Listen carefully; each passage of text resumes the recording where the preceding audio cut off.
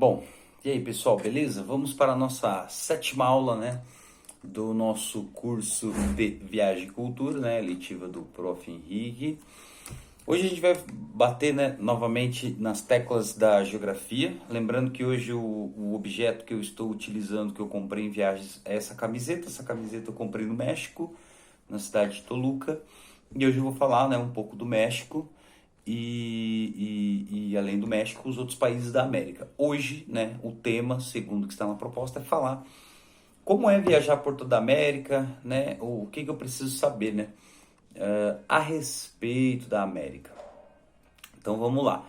Geopolítica do mundo contemporâneo, a gente vai falar de geopolítica do mundo contemporâneo, né? Novamente falar uma questão da norte e sul, né? A gente sabe que a maioria dos países do norte do mundo são ricos e aqui a gente tem no norte, lá no extremo norte, o Canadá e os Estados Unidos, que são considerados os únicos países de toda a América, né, de primeiro mundo. Por quê? Porque os Estados Unidos e o Canadá, eles reúnem algumas características que enriquecem, né, a população e que oferecem esses produtos em instituições que fazem esses países serem ricos. Educação, segurança, né, e mesmo renda per capita, salário mínimo e etc, né, conforto social e etc, bem-estar social. Então aqui a gente já tem dentro do objetivo, segundo objetivo, que é o conflito norte-sul, já aí na América também, porque a América ela é bem, né, enorme, assim, digamos, de norte a sul, porque você tem lá o extremo norte no Canadá, que é muito frio, e você tem o extremo sul aqui, que também é muito frio, que está perto da Antártica. Então, assim, Canadá e Estados Unidos são os países da América do Norte, considerados ricos de primeiro mundo. Daí, uma linha traçada entre os Estados Unidos e o México. Então, do México para baixo, é considerada América Latina, né? A colonização desses países foi completamente diferente, né? O Canadá e os Estados Unidos eles foram colonizados pelos puritanos, por uma religião que era a religião protestante. E quem chegou no Canadá e nos Estados Unidos, basicamente ali quis ter o próprio lar. Então esses países eles prosperaram e hoje são países que oferecem um bem-estar social, salários, etc., acima da média, né?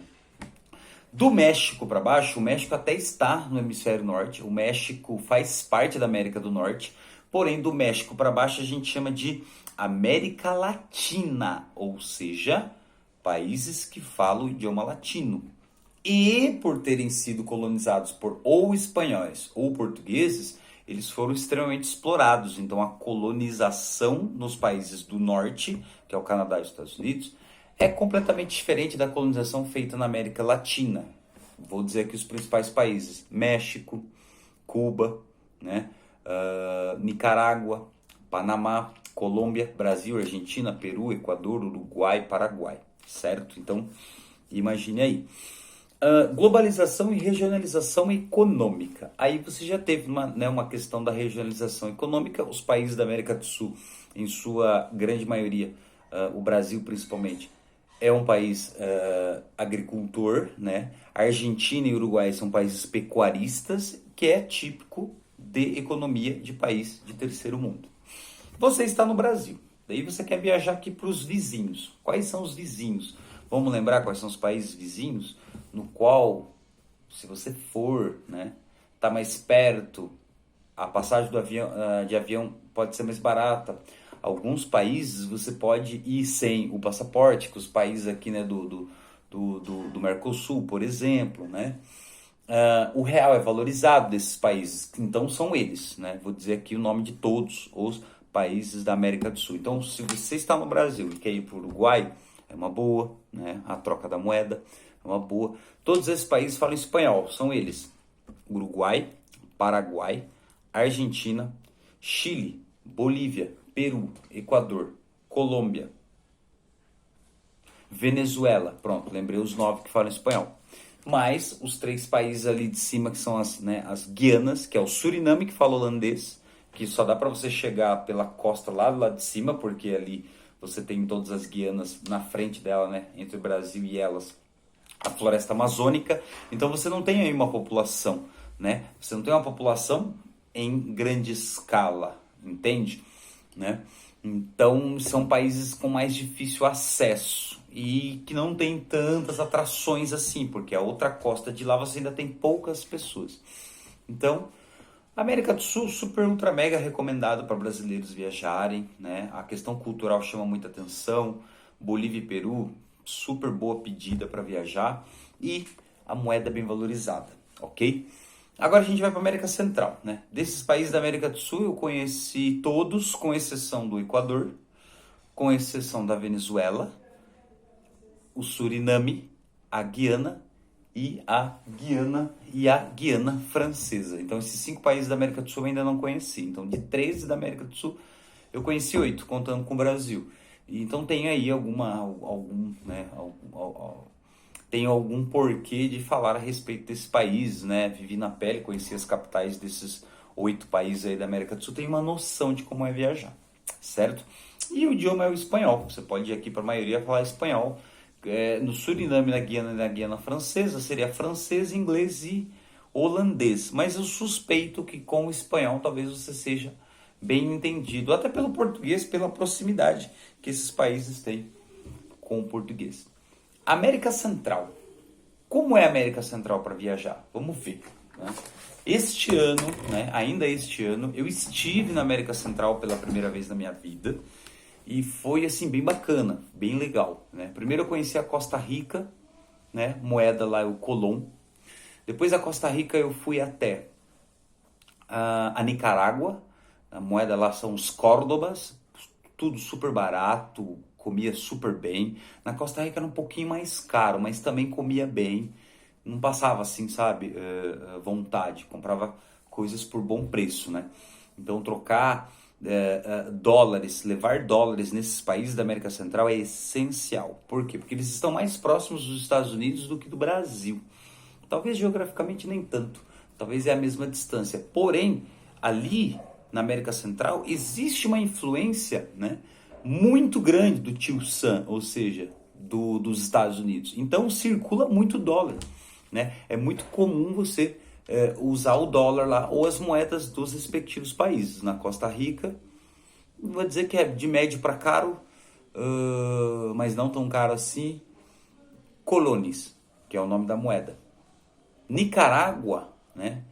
Na Nicarágua, a moeda é basicamente, né, os córdobas. E eu comi muito bem lá. Nossa, como era muito comum uma banana frita, não sei, chips de banana. Nossa, a comida na Nicarágua, que saudade, né?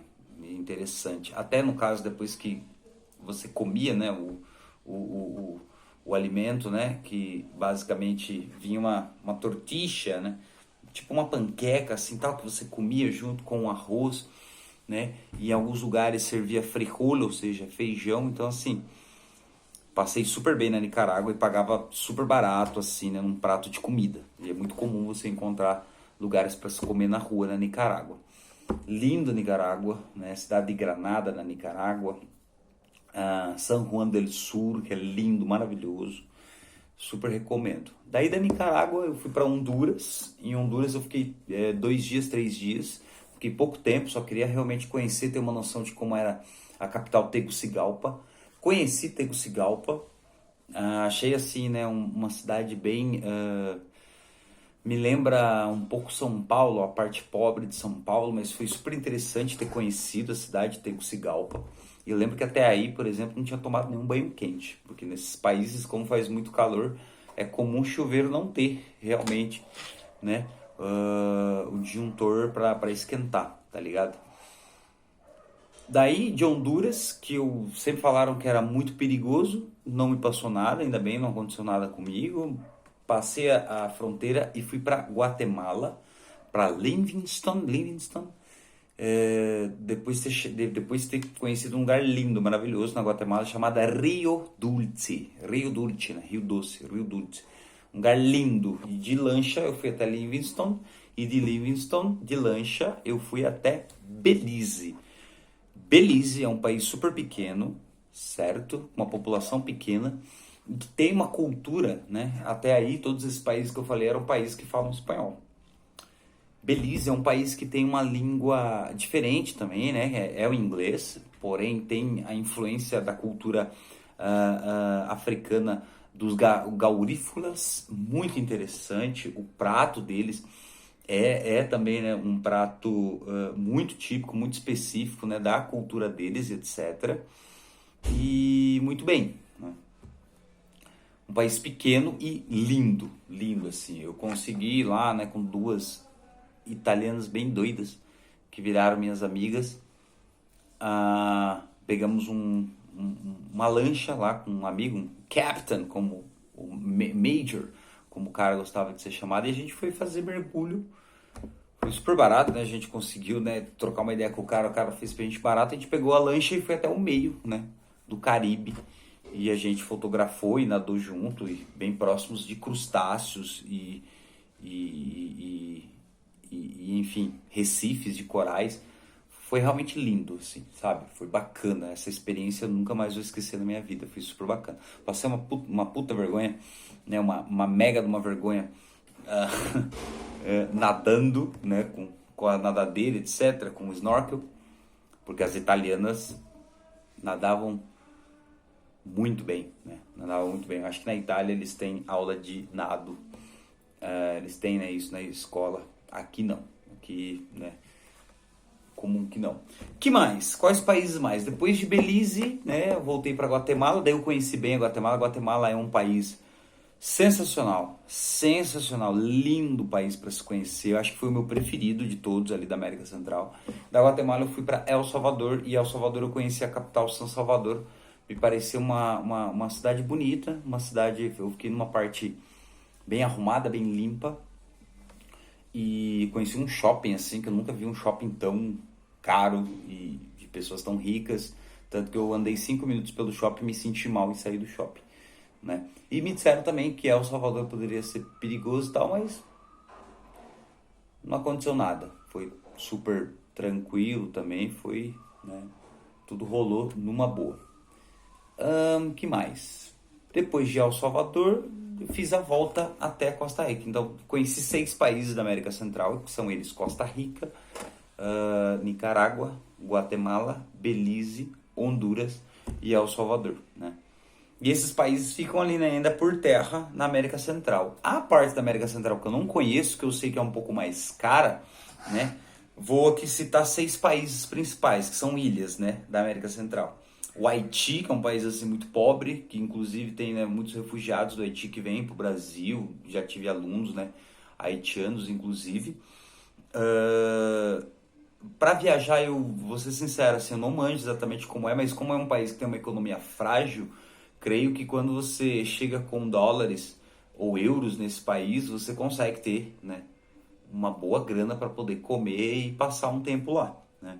Eu nunca fui para Haiti, conheço algumas pessoas que já foram e me disseram que é um país barato, né? Cuba é um país ainda, um regime socialista, tem ainda, né, muitos resquícios, né, do regime socialista.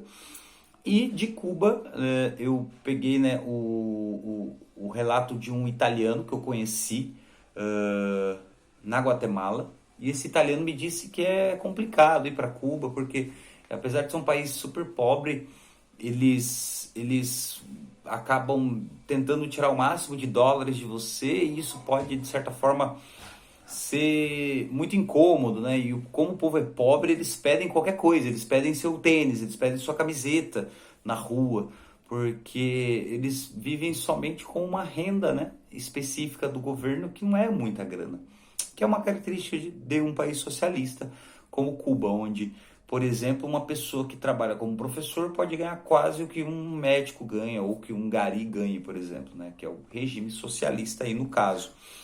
Jamaica, né? Eu ouvi dizer que já é um país um pouco mais caro, mas também um país bacana, né, para se conhecer, um país bonito, né? O país do atletismo, né, no mundo. E as passagens são até um pouco caras, né? Porque não é muito comum você ter, por exemplo, brasileiros indo, por exemplo, para a Jamaica. Ou, né, uma gama de turistas que cheguem na Jamaica.